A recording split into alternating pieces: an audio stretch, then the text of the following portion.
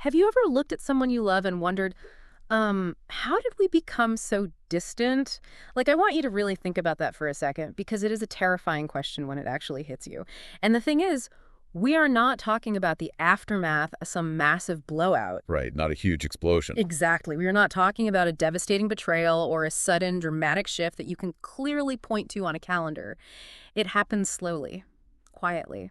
It happens almost entirely without noticing. You wake up one day and realize the space between you and your partner feels more like, well, a canyon than a shared life. Yeah, and to truly understand human connection, and honestly, more importantly, the mechanics of why it fades, we have to look closely at our daily automatic behaviors, the things we do without even thinking. The little things. Right, the little things. Because when we talk about relationship breakdown, we tend to focus on the spectacular failures.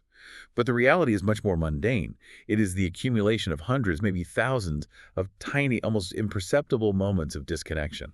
Which brings us to our mission for today's deep dive. We have a stack of source material in front of us that explores what are essentially the silent killers of relationships. We are going to spend some time today unpacking the silent habits that quietly destroy even the strongest bonds. And I think it's important to frame this properly. Oh, absolutely. Right up front, I want to make one thing absolutely clear to you, the listener.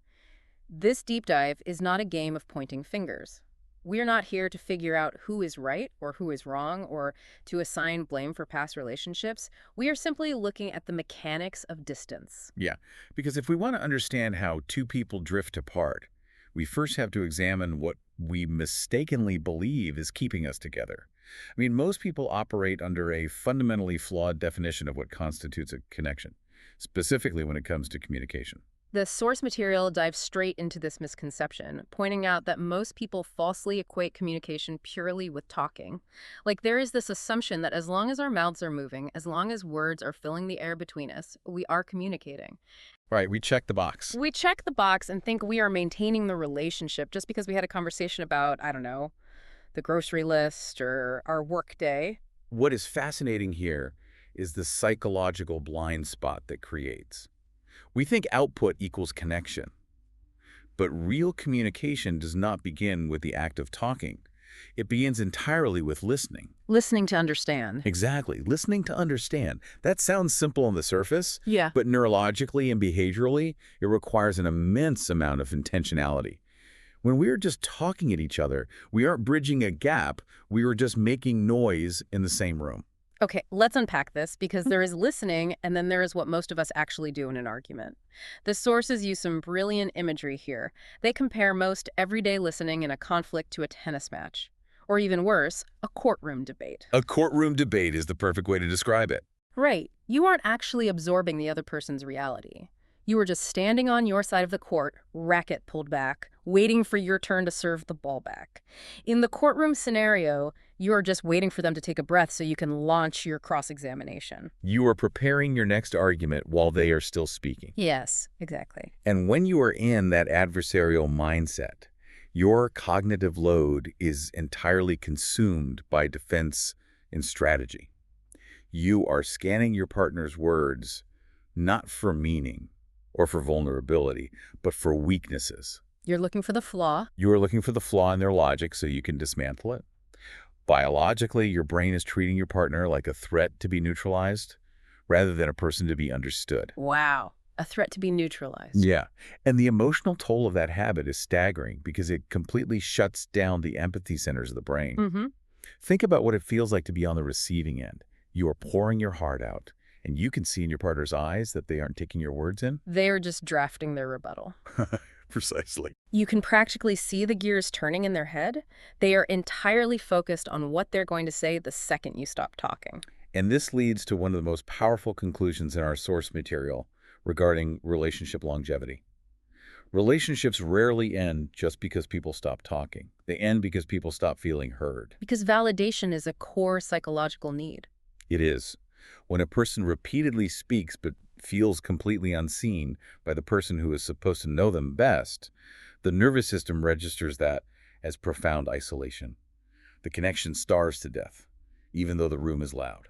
So why do we treat a conversation with someone we supposedly love like a hostile cross-examination? I mean, we aren't naturally vicious people, yet we fall into this pattern where we feel we have to prove our case. The source gives a very clear, if slightly uncomfortable, answer to this. It is our deep-seated need to win. Yeah, we are conditioned by almost every aspect of society, school, sports, business, to view situations as zero-sum games. Someone wins and someone loses. But the material explicitly identifies the desire to win as one of the biggest enemies of love. When you apply a zero-sum framework to a romantic partnership, winning an argument almost always comes at a severe cost, and that cost is the emotional connection itself. If you win, your partner loses. And if your partner loses, the relationship is damaged. Here is where it gets really interesting, though, because as I am reading this section of the source material, a big part of me is pushing back. I am thinking about you, the listener, and I am thinking about myself in the heat of a conflict. It is incredibly difficult to surrender the high ground. Oh, absolutely. It goes against our instincts. Right. When your adrenaline is pumping, you feel misunderstood, and you know objectively that you have the facts on your side, giving up that ground feels like weakness. The source highlights two specific phrases, claiming they are the strongest words you can say in a relationship. First, maybe I misunderstood you, and second, help me understand what you're feeling. Those are powerful phrases. But I have to challenge this, because in the middle of a screaming match, saying maybe I misunderstood, you can sound incredibly passive-aggressive. It sounds like HR speak. It sounds like you are managing your partner rather than engaging with them. Why does the source elevate these phrases when every instinct we have tells us they might just fan the flames? That is a completely fair pushback. And the difference lies entirely in the intent and the physiological state behind the words. If you say, maybe I misunderstood you with a sarcastic tone while your arms are crossed, you are weaponizing therapy language. You are still in the courtroom. Exactly. You are still in the courtroom. But the source is talking about genuine unilateral disarmament. This raises an important question about how conflicts escalate.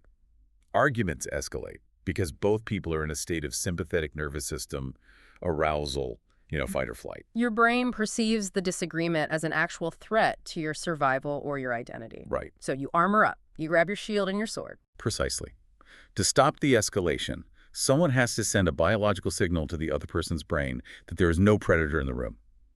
When you genuinely pause, drop your defensive posture, and say, help me understand what you're feeling, you are stepping out of the courtroom. You are prioritizing their emotional reality over your need to be factually correct in that moment. The source draws a direct causal chain here. Dropping the need to win and showing genuine curiosity creates safety. And safety is the absolute prerequisite for intimacy. You cannot build a deep emotional connection while both of you are entrenched in defensive bunkers. So by needing to be right, by needing to win the battle of facts, we are actively destroying the exact thing we are arguing to protect. We want to feel secure and loved, but our method of achieving that is to dominate the conversation, which only makes our partner pull away further. The tragic irony of the victory trap is that you get to be right, but you end up being right all alone. You win the point, but you lose the partner. Man, that is heavy. Let's trace this logical path based on the sources. We stop listening to understand because we are too busy trying to win. Because we are constantly in this defensive winning or losing posture, the environment feels hostile. And in a hostile environment, we stop sharing what we actually need. Right. This brings us to a massively dangerous territory covered in our deep dive today, unspoken expectations. When the relationship feels like a courtroom, people naturally stop taking the witness stand. The risk of being cross-examined or having your needs invalidated is just too high. So they stop voicing their true desires. It makes total sense. It does. The source gives a wondrously vivid, yet incredibly common example of how this plays out in daily life. Picture a couple. One partner deeply expects and desires affection, physical touch, closeness, warmth. The other partner expects appreciation, verbal acknowledgement, validation for the hard work they contribute to the household. But neither of them communicates this out loud. They just harbor the expectation internally. Neither says a word. They operate on the assumption that if their partner truly loved them, they would just naturally know what to do. So both of them just wait. And wait. The partner waiting for affection begins to feel physically cold and rejected. The partner waiting for appreciation feels taken for granted and completely invisible. Because they never explicitly negotiated or voiced these needs, both inevitably end up profoundly disappointed. I was trying to visualize the mechanics of this while reviewing the source, and it reminded me of a highly dysfunctional game night. Like, it is exactly like two people sitting down to play a board game together, but they are secretly holding completely different rule books. Oh, that's a great way to put it. You think you are sitting down to play Monopoly. Your goal is to roll the dice, buy property, and pass go. But your partner across the table is secretly playing chess. They are trying to set up a complex strategy to capture your king. You roll the dice and move your little metal shoe, and your partner gets furious because you just broke a rule of chess.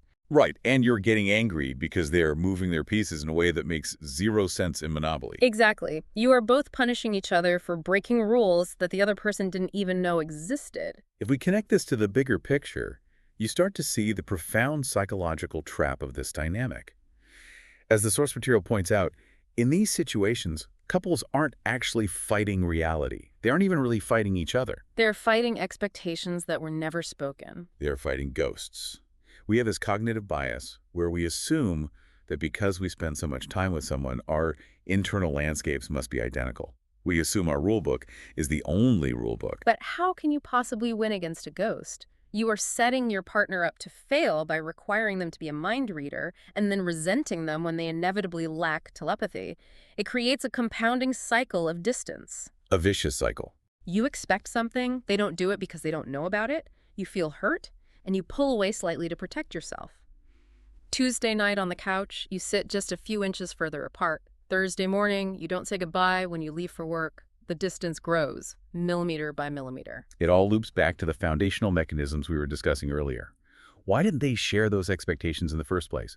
Why did they demand mind reading instead of just stating their needs? Right. Why? Because fundamentally they did not feel safe doing so. So, what does this all mean for the solution? How do we break this cycle of waiting, disappointment, the need to be right, and the fake courtroom listening?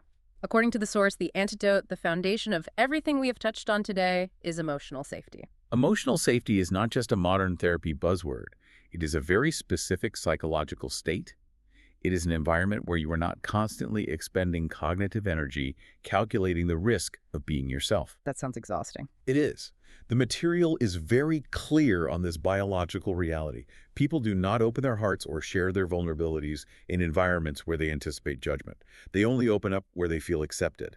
That makes sense. You cannot force a partner to be vulnerable by demanding it, analyzing their flaws, or constantly correcting their memory of events. Vulnerability only exists in the presence of safety. I want to look at how this applies to the real world, specifically regarding how we handle our screw-ups. Because society, movies, and carefully curated social media feeds sell us this completely sanitized idea of a perfect relationship. Oh, absolutely. The highlight reel. Right. We get this image of two people who never argue, who intuitively anticipate each other's needs, and who never ever mess up.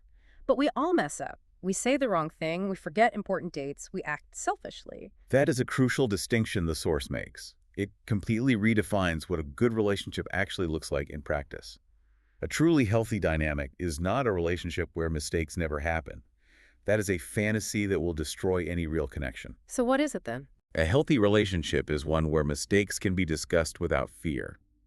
Fear is the ultimate silencer in a partnership. Let's focus on that mechanism.